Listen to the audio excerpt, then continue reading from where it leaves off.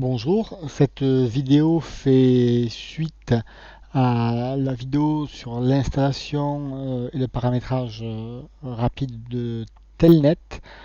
On va donc maintenant démontrer tout aussi rapidement que le protocole Telnet n'est pas sécurisé.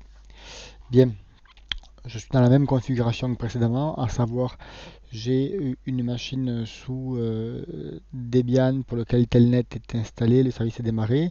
Cette machine-là a sur le réseau qui nous intéresse l'adresse IP 192.168.44.12. Bien, je vais donc lancer une capture sur Wireshark sur un client Windows et je vais donc me connecter.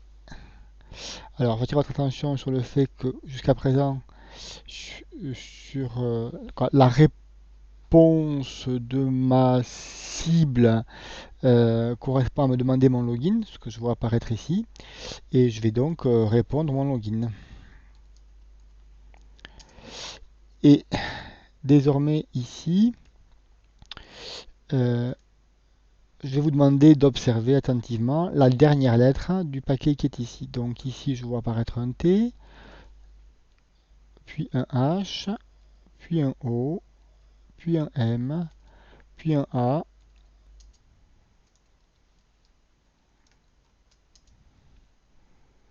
Bien, je suis connecté. Et donc, on va regarder dans les trames qui sont par là. Donc, je retrouve mon login, T-H-O-M-A-S. Ensuite, on me demande le mot de passe. Et puis, le mot de passe arrive à ici, M majuscule A-T-I-C-E 3 1, qui était bien le mot de passe. Donc, on a démontré ainsi que le mot de passe circulait en clair sous Wireshark, pardon, sous Telnet. Euh, la capture a été faite avec le Wireshark sur lequel on se connecte, puisque le réseau virtuel fonctionne comme un switch et non comme un hub, ce qui a pour conséquence que les trames ne remontent pas sur notre machine virtuelle. La suite correspondra donc à installer un protocole qui permettra de sécuriser le protocole Telnet et donc ce sera du SSH. Merci de votre attention.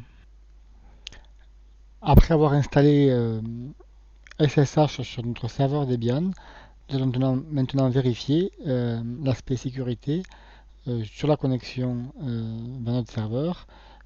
Simplement, maintenant, au lieu d'utiliser le protocole Telnet, on va utiliser SSH. Donc je ressaisis l'adresse IP de mon serveur cible, je relance mon scan, je me connecte.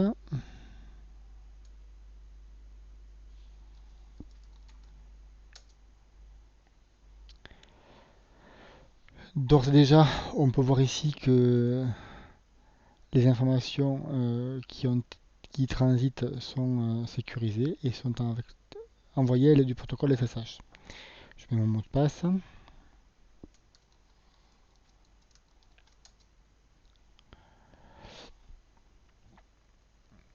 Voilà, de nouveau du protocole SSH pour envoyer des informations.